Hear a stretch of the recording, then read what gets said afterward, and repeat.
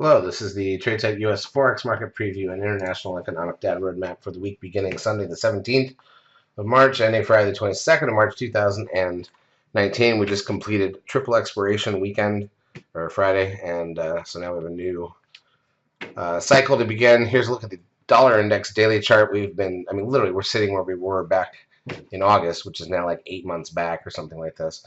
Going nowhere in the dollar index, and it really hasn't moved. So let's go through the daily charts, and then we'll look at the intra-week action.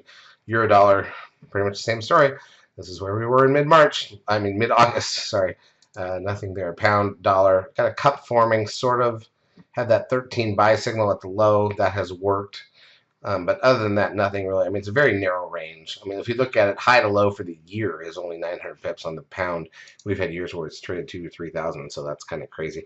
Aussie dollar, also very flat, sitting where it was back in October. Euro yen, also very flat, sitting where it was back in August. Again, pound yen, same story. There's just nothing here.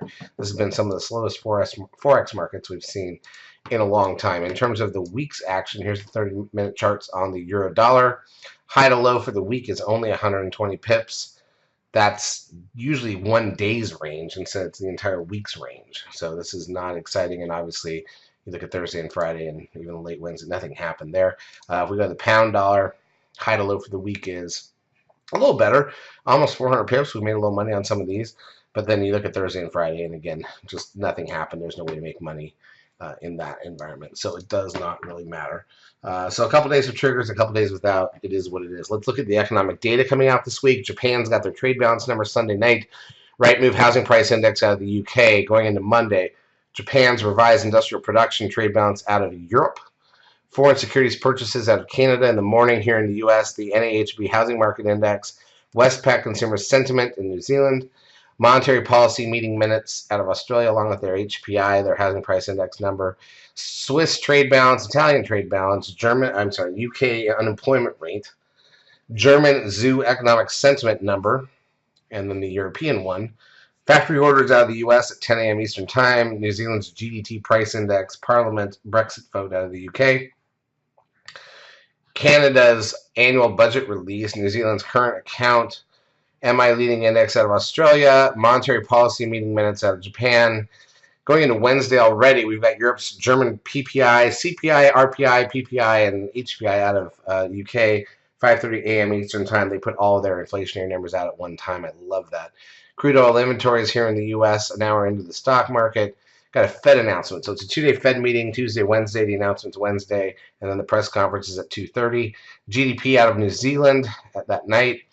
Bank holiday out of Japan, employment change in the unemployment rate out of Australia with the RBA bulletin, New Zealand's credit card spending number, Swiss rate announcement, 4:30 a.m. Eastern Time on Thursday, and then we got retail sales out of the UK along with public sector net borrowing, and then their rate announcement at 8 a.m. Eastern Time on Thursday.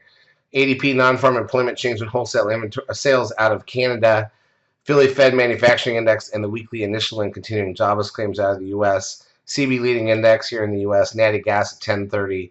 Flash manufacturing and flash services PMI numbers out of Australia going into that night. Then the same out of Japan, France, Germany, and then the broad European sector. We got flash services and then the broad current account out of broad European sector. We got CPI and all the inflationary numbers out of Canada at 8:30 a.m. Eastern Time. On Friday, flash manufacturing and services PMI numbers here in the U.S., existing home sales, preliminary wholesale inventories, and the federal budget balance at 2 p.m. Eastern Time. So the big thing is the rate announcement, the Fed rate announcement on Wednesday. It's a 2-day meeting, as they always are anymore, it seems like. And other than that, we'll just see what we do. Obviously, Forex has not been that super interesting for a while, but when it gets back to it, we'll love to be in it. Charts, as usual, brought to you by eSignal. If you've not yet taken a trial of our services, feel free to do so. We will help you out for a couple weeks. Have a great trading